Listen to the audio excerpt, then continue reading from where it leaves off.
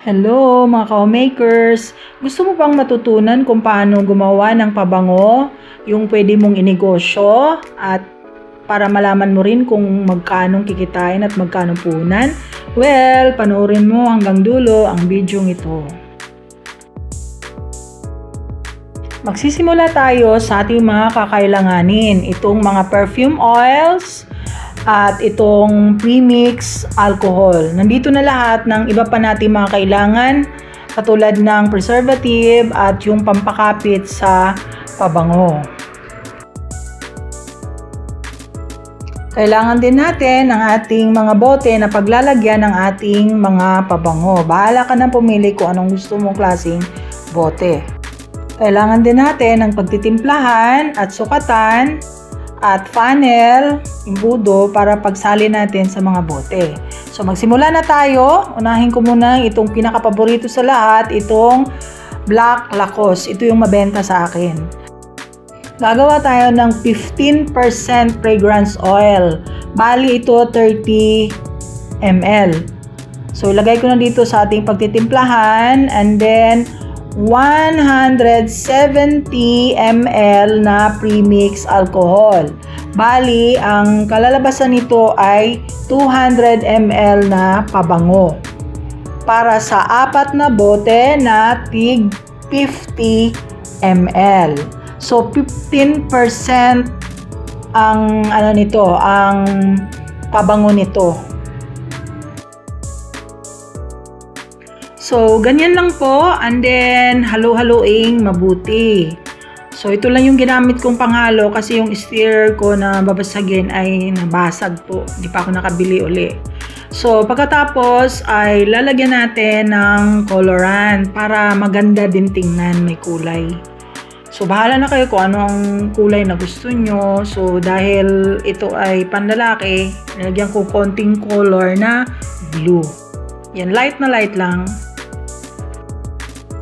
So, ayun lang. Tapos, ilalagay na natin sa ating bote. Ganun lang po kadali mga co-makers. Para po ito sa mga beginners. Sa mga nagsisimula pa lang gumawa ng pabango. Para hindi ka mahirapan mag-mix-mix ng iba-ibang sangkap. So, dito ka na lang sa premix. Tapos, i-mix mo na yung premix kasama ang pabango, yung fragrance oil. So, depende yan sa'yo kung ano ang percentage. Ako, 15% okay na yan kasi maganda, matapang po kasi itong itong Black Lacoste na to. Kaya, okay siya. Kahit 15%, long lasting pa rin siya. Kung pambenta ang pabango na gagawin mo, okay na itong 15%. Long lasting na yan. Kasi marami din akong nasubukan ng mga pabango na sinasabi nilang 20% daw or 25%, yung iba 30%. Pero kung tutuusin, sa quality hindi naman talaga ganun. So, yung iba, sinasabi lang nila yun pero sa totoo lang, hindi totoo. Diba? Kasi bakit nawawala agad ang amoy? Mabango nga siya pero nawawala agad ang amoy. Kaya para sa akin, 15% is enough. Maging tapat ako sa aking mga clients. Kasi yung iba sabihin nila 30% daw. Tapos ang mahal-mahal. Diba? Tapos yun naman madali ring nawawala. So, ako okay na sa akin ng 15% sa pambenta. Hindi masyadong mahal, hindi rin masyadong mura. Ilalagay ko po sa description box yung ating mga costing. Dito po ay naglalagay na rin po ako ng mga label po. At yung mga label na yan ay ginawa ko lang din. At binabalutan ng scotch tape para tumibay. So, yun lang din po. Gagawa tayo ng ibang mga scent. Ganun lang din po ang procedure. So, kung ano yung percentage ng inyong fragrance oil, bahala na kayo kung gusto nyo 15%, 20%, 25%, 30%. So, bahala na po kayo. Tingnan nyo na lang po yung costing. No, kasi tinitingnan natin ang cost niya, kung magkano at kung magkano natin ibenta. Depende din sa market mo. So, kung nasa mga syudad kayo at mayayaman na lugar, siguro madali lang ibenta kung tataasan nyo ng percentage ang inyong fragrance oil, siguro may benta nyo ng 1,000 yun. Kasi mahal ang fragrance oil. Pero sa akin, sa location ko, at sa mga nagbebenta rin ng mga pabango dito, tama na sa akin ang 15%. Kasi pasok pa rin to sa UD Parfum. Kasi ang UD Parfum ay 15% to 25%, matatawag yun na UD Parfum. Yun namang UD Tulay, 2% hanggang 15%. So, nasa inyo po yan. Kung gusto nyo gumawa ng cologne, edi 3% to 8% na fragrance oil. So, kwentahin nyo na lang po yan.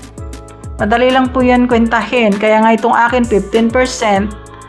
So, kung gagawa ko ng 200 ml, edi 30 ml yung aking fragrance oil, tapos 170 naman yung aking premix alcohol.